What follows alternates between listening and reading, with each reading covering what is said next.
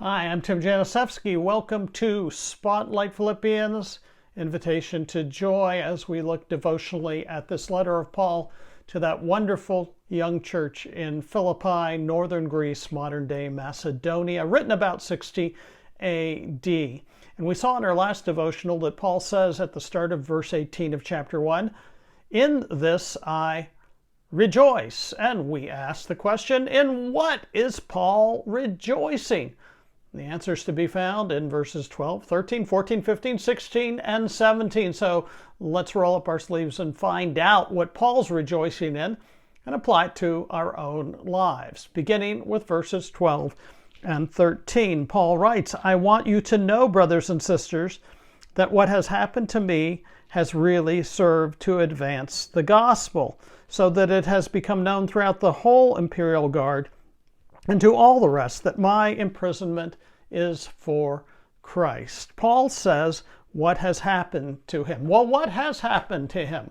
What's happened to Paul is that he is under house arrest in the great city of Rome because he has appealed his case for Jesus to none less than Caesar himself. Paul had the right to do that because Paul was a Roman citizen.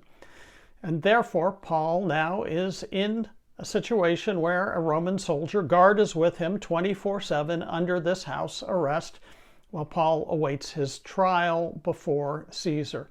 And at the end of that, Caesar will either give to Paul the thumbs up saying, "Yes, go free.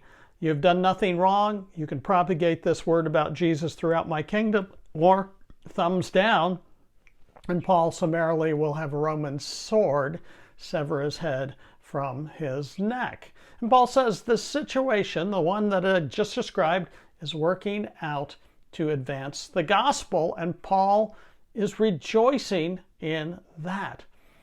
Because as we've seen in Paul, he has one common purpose with the Philippians, that is to know the gospel himself and to make the gospel known to others. And because Paul's under house arrest in this awful circumstance, this is not a happy circumstance for Paul, to be sure, because of it, he nevertheless has joy and rejoices because he is sharing the good news of Jesus with people whom otherwise he would not have opportunity. Who are these people? Well, it's these imperial guards who have to be with Paul 24/7.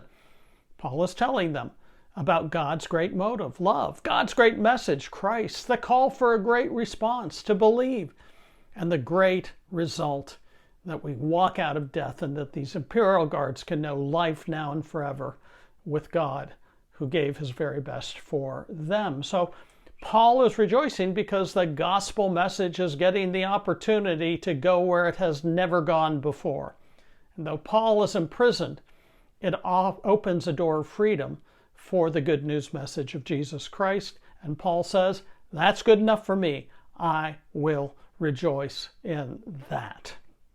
And we're called to do the same thing in our circumstances.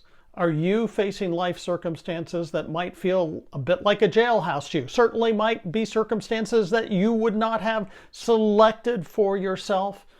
And nevertheless, might those difficult circumstances be an open door to free the gospel to go to people who otherwise might not know of Jesus Christ. The same pattern in Paul. You know, I can think of a friend of mine when I was pastor of a local church. She was within 4 to 6 weeks of dying of cancer. Her jail cell was a body ravaged with cancer. And yet, she was like Paul in that she could say, it's advancing the gospel. Well, how so? She said, well, pastor, that's what she called me, pastor, when a nurse comes in, I can share with the nurse the good news of Christ. When an orderly or an aide comes to make a delivery, I can tell them about the peace that I have as I face death. When I am with my family, I tell them that they need not fear because it is right with me and my Savior. When I go to doctors' offices, I can share Christ with those in the doctor's office, including the doctors themselves. Pastor, she said, my situation is awful, but I'm using it as a chance to advance the gospel, and in this I rejoice. And in that she and I did rejoice as we prayed that day. Again, what are your circumstances? Where are you, and are you leveraging your circumstances, good, bad, or ugly, in order to advance the gospel? And as you do, join the Apostle Paul and say, "In this I rejoice." So let's continue to read and to reflect and to respond by advancing the gospel through our own life situation. That's Spotlight Philippians. That's an invitation to joy. And we'll talk to you next time.